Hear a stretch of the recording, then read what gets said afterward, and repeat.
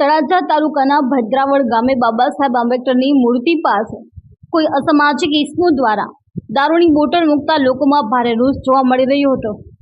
ભાવનગર જિલ્લાના તળાજા તાલુકાના ભદ્રાવળ ગામે આવેલ ડોક્ટર બાબા સાહેબ આંબેડકરની પ્રતિમા પાસે કોઈ અસામાજિક ઇસમો દ્વારા દારૂની ખાલી બોટલ ફેંકી ન કરવાનું કૃત્ય કરતા લોકોમાં ભારે રોષ જોવા મળ્યો હતો।